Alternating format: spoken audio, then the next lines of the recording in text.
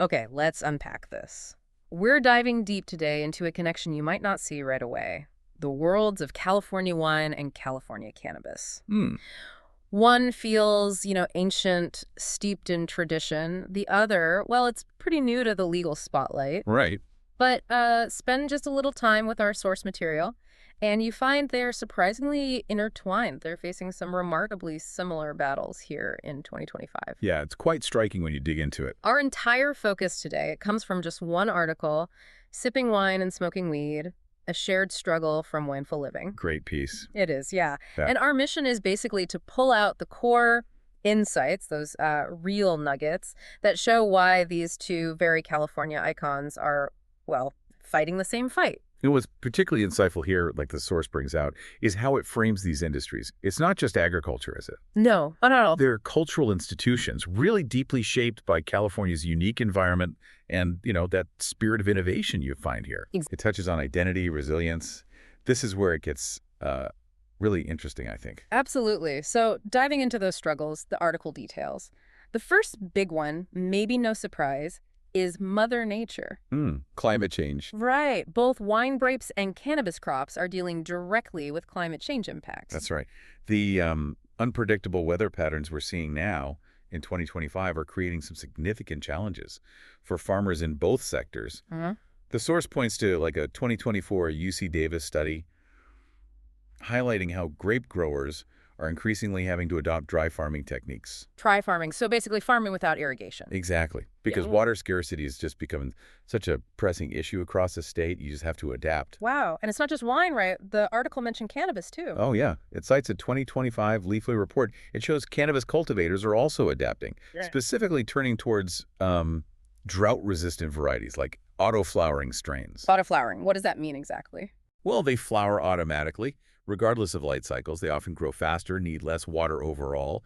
It just shows both crops are fundamentally changing how they're grown simply to survive with less water. That's incredible adaptation. It is. And beyond water, the source also brings up the devastating impact of wildfires. Oh, yeah. That's been terrible. Last year, remember, fires tore through parts of Northern California. And wine producers, they know the heartbreak of smoke taint. Right, those volatile compounds the grapes absorb ruins the vintage, gives it that awful ashy flavor. Exactly. Yeah. And what many people might not realize, but the article makes really clear, is that cannabis suffers a very similar fate. Really? Smoke taint in cannabis? Yeah. When it's exposed to that heavy smoke, it can absorb those very same compounds. It can absolutely trash the taste and, the quality of the final product. Wow, it's a shared vulnerability then to a really tough climate reality. Definitely. But what's encouraging, I think, is how both industries are responding with sort of parallel solutions. The article highlights that regenerative farming, it isn't just a nice to have anymore. It's becoming essential for resilience. Right, regenerative. So what does that look like on the ground? Well, we're seeing both vineyards and cannabis farms implementing similar techniques, like using cover crops between rows to protect the soil, reducing tillage to keep the soil structure intact, and composting, lots of composting, to build organic matter. So the goal is the same for both? Yeah, building healthier soil. Yeah. Soil that's more resilient to these environmental pressures. Yeah. It's a real fundamental shift towards working with the land, not just on it. And this connects back to you, the listener, right? Absolutely. The source really emphasizes that your purchasing choices, they can actively support these climate-resilient growers. How so? Well, they even suggest checking out examples like at Rebel Grapes for wineries, embracing these practices on Instagram, and at Sungrown Cannabisco for cannabis producers doing similar things. Oh, cool. Yeah, it's about, consciously supporting the producers who are investing in the health of the whole ecosystem. Okay, so shifting from the impacts of nature to the complexities of policy.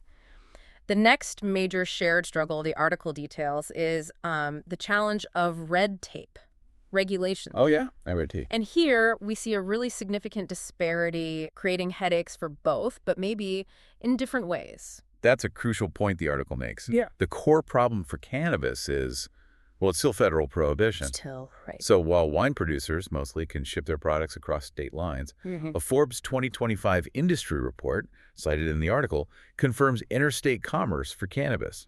Still illegal. Still illegal in 2025. Wow. And the source explains this forces California cannabis growers, where? Just into the California market. Exactly. Competing solely within the state's already saturated market. That must be incredibly tough compared to wineries tapping into national distribution. The massive barrier to scaling.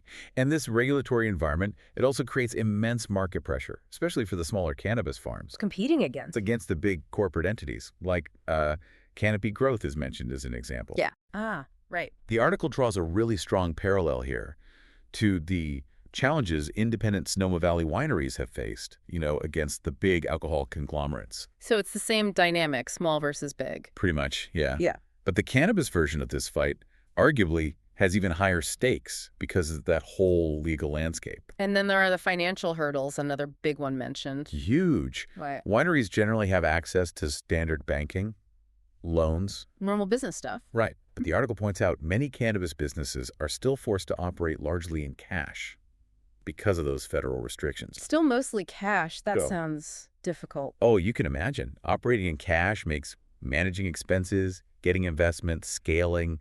It's all incredibly challenging. Yeah, I bet. It limits growth options, and as the source argues, it contributes to consolidation, where larger, better-funded players buy up the smaller farms. Which threatens the diversity. Exactly. It threatens the diversity and that unique character of California cannabis.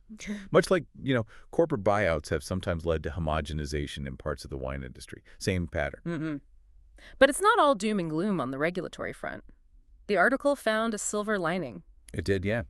This tough environment has actually sort of pushed cannabis growers to become incredibly innovative. Innovative how? Not just in cultivation, but in building community solutions. They've formed cooperatives, shared processing facilities, pooling resources and knowledge just to navigate the system and survive. Like wine co-ops. Yeah, it really echoes that tradition of wine co-ops you see in certain regions. Just shows how challenge can truly breed innovation and a really strong sense of community, too. That's actually pretty cool. Okay, let's shift focus slightly to something more about appreciation, maybe? Culture. The article explores some really striking parallel paths these industries are taking when it comes to understanding their product, particularly around the idea of terroir and the craft movement. Yeah, this is fascinating because the article explicitly states that terroir, it's not just for wine anymore. Really? Cannabis connoisseurs are becoming just as discerning, just as, obsessed with how soil types, elevation, specific microclimates, growing conditions, how all that impacts the final product. So, like with wine, where it's grown matters. A lot. A lot. The source gives a great example. The same cannabis strain grown up in Humboldt County. It'll likely have different characteristics, different flavors, aromas, maybe even effects, compared to that exact same strain grown, say, in the Sierra foothills. Because of the soil, the elevation. Yeah, all of it. It's that unique environmental fingerprint on the plant, just like with wine grapes. And this ties into the craft movement. Absolutely. Mirroring trends you see everywhere, really. Right. Both industries are seeing this rise of the craft movement. In 2025, consumers increasingly want small batch stuff, products with a clear story, a sense of place, a human touch. So for wine, people ask about, fermentation, yeast, oak barrels, that kind of thing. Right. And the article points out cannabis consumers, they're asking similarly detailed questions now about curing methods, terpene profiles. Terpenes, those are the aroma compounds. Exactly. They influence flavor and effect. People want to know about those, about specific cultivation practices.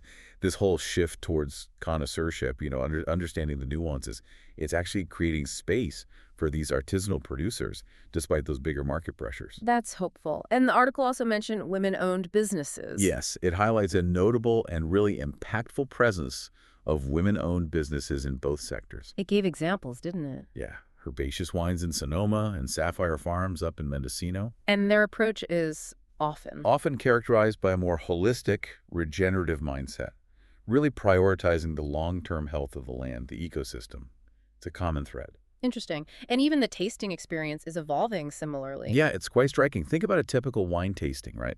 Curated flights, detailed notes. The article draws a comparison to how some cannabis dispensaries are now offering these curated experiences. You've got knowledgeable budtenders guiding consumers through different strains, explaining flavor profiles, expected effects. So educating the consumer in a similar way. Exactly. The similarities in how they educate and engage consumers are really quite striking. So pulling all this together, What does this deep dive into the source material mean for you, the listener? Well, the article makes it really clear.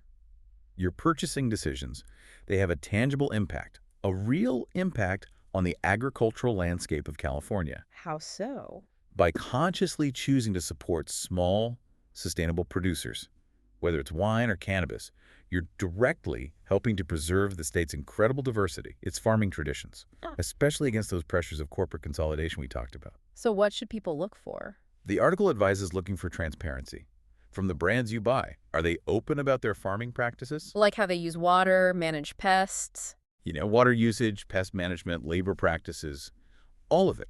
Producers who are transparent, they're generally deeply invested in both quality and sustainability. Don't be afraid to ask questions. Good advice. And they even suggest exploring CSA's community-supported agriculture programs, if they're available for wine or cannabis near you. CSAs. How do they work? It's a way to shorten that supply chain. More money goes directly to the farmers. And, bonus, you often get access to limited small batch releases you wouldn't find otherwise. It's a direct connection. That sounds like a great option. Huh? Okay, so wrapping up, what does all this mean? Well, I think the core insight we've pulled from the article is that the stories of California wine and cannabis, they might seem separate, but they're deeply intertwined. They highlight these shared struggles, right, against climate change, complex regulations, market pressures, powerful forces. But it's not just struggle. No, not at all. Just as importantly, they showcase incredible resilience and innovation, adapting to these huge challenges. So parallel journeys offer a kind of case study. Yeah, exactly. A fascinating case study. It tells us something pretty profound, I think, about the future of farming, of agriculture in a changing world. It shows how tradition and, necessary adaptation can actually walk hand in hand. A lot to think about there. The source ends by posing a thought-provoking question directly to the reader, doesn't it? It does. And it's one we'll leave you with to consider and maybe explore on your own. Yeah. What's your favorite sustainable wine or cannabis brand?